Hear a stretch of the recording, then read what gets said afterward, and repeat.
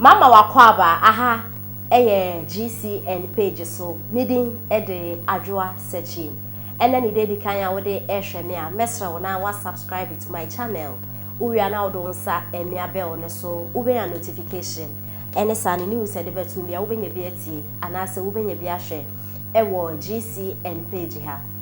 Honorable Fati Abubakar Deputy Minister for Information. Now honorable and our kase or say wakoye minister ewo information ministry nintino and send bebre ekoso ewo maimu na se Ghana fu yehu ya aya na sede se obeba out na wabebo hu dawu ede akire Ghana fu se ne be ya kasa bebraye ka se his excellency na Addo danko Akufo-Addo ebeye Ghana manpani onye hwe no obebo hu dawu na Ghana fu nso yehu se ampa his excellency na Addo danko Akufo-Addo ebeye president no enyema bebre na waye ede ama Ghana man no na honorable his excellency na Addo danko Akufo-Addo ebeye president no o realize say Ghana ye wo problem na problem kesi ba ko ha Ghana pa ne say enyema ye import no eba oman mu no eye more than the yen ye exporting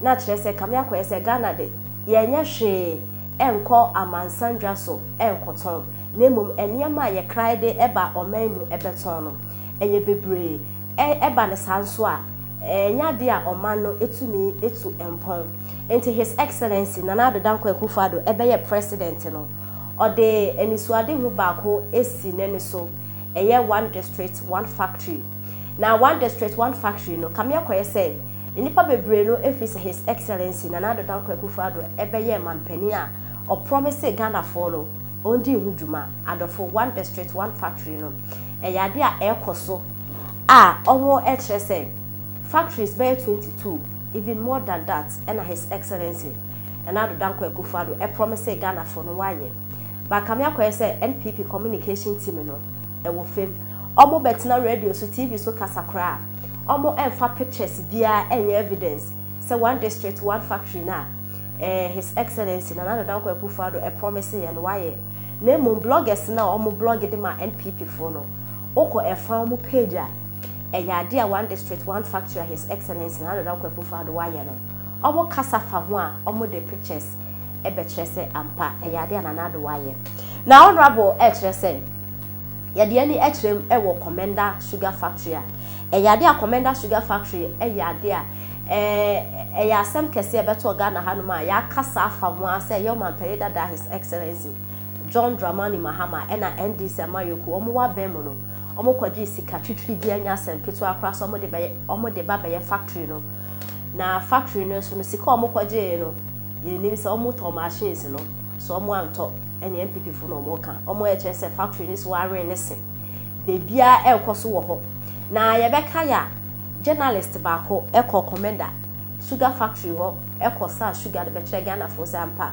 sugar factory no erane a say na sugar factory nya de ekoso kra anwe ne se esi ho na de Ghana for kasa ya na honorable say his excellency na Addo danko Akufo-Addo esan say obeye man penny or promising in one district one factory na or realize say Ghana yen problem baako a ha yen pa eye eniama yen import e ba o man mu ne nya de a e de faso e benti no one district one factory sugar cry yen na e de eba no ene hwebe sugar de ya de e be mna bio Komenda sugar factory no eguso a eye adwuma just 2 days ago ya na e start ya e produce sugar e de amagana ntinya de a ye be import sugar e de aba o man mu bio na yentie ensema honorable Fati Abubakar ede etuya $100 million.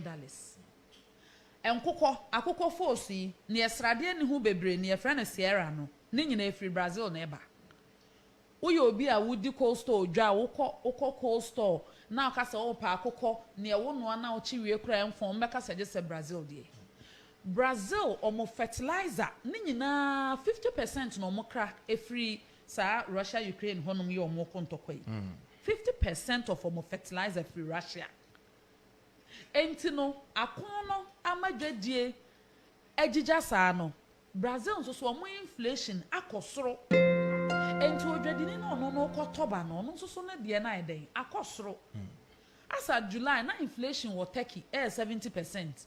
And now we can 80% in minim say bi aba be ka ho. Ye nuama ne mema omu ye boutique e wo nkwanche omu di dwa kakra onya ne $5,000 bi anu aduru Turkey. No akofa ntade kakra agu bag bienu mu na ode aba. No no so abesensan aton. Na honom na akofa niema ne inflation aduru 80% a. Atade a no kofa no 100 cedis obeton ha 300 Ghana no. And na calculate 80% inflation ne ka ho na bisa so of akofa ne sen. On fa medru ha no oton tade say straight dress o mo ton 800 cedi. 600 cedis, 1000 Ghana cedis. Enti no indirectly inflation na ekoso o Turkey no aboye. Na ekoso o Brazil aboye. Na ekoso aman ahodo ayenso ye kra niema ba no aboye. Obi beka se ne Ghana adan ne ye kra niema. Adan ti na ya yenye ye bibia ye ndi ye bibia. President Addo Akufo-Addo obefa Ghana akonwa in 2017 or identify one problem with Ghanaian economy. Ye industrialization policy na enye papa as a country.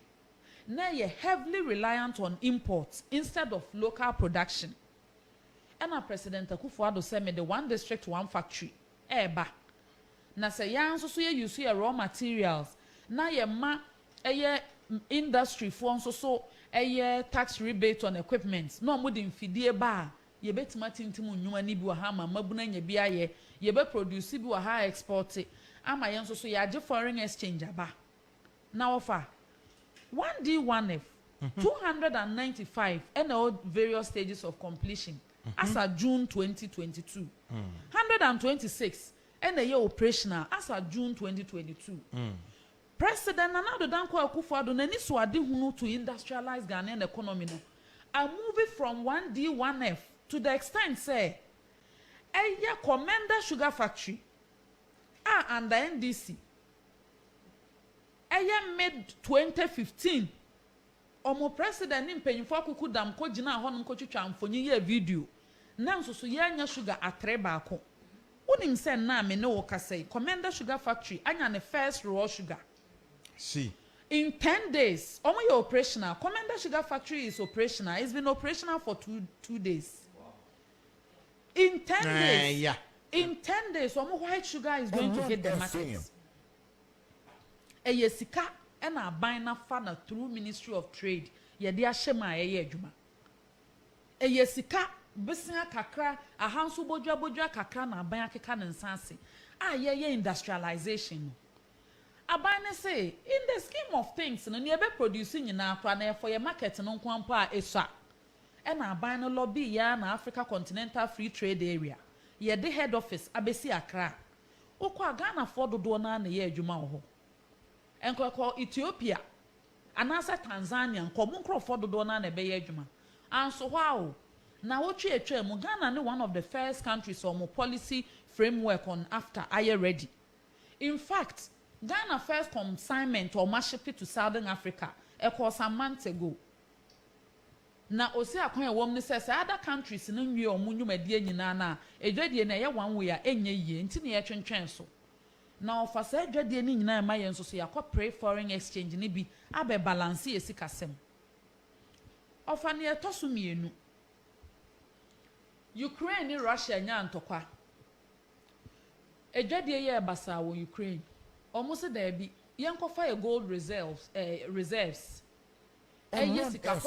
or mine kasa abuabua no atodi egu ni central banks. Omunko ton. Na reserve no nko ton about $8 billion.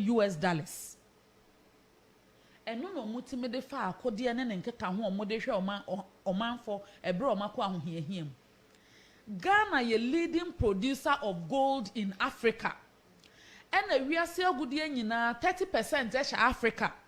Enti ye ban the scheme of affairs ewo eye a good year enkanka sika kokko mu a Ghana ye di mu. Offer Ghana ye gold ewo Bank of Ghana reserves eye 8.7 kilos. Oh. Offer 8.7 kilos. 8 kilos. Mami cheche mu ye 1 kilo. 1 kilo ba ko nwotwe. and a 0.7. Your reserves in the Bank of Ghana. And pressure was sitting no soa. And now Russia trade gold, Ukraine trade gold. Yeah, any gold ni be I be trade. And our currency was not backed by anything precious mineral. 8.7 kilos. And ne say now vice president or ni BOG ni economic management team omushi amen na wie ye na a barrel of crude na $74.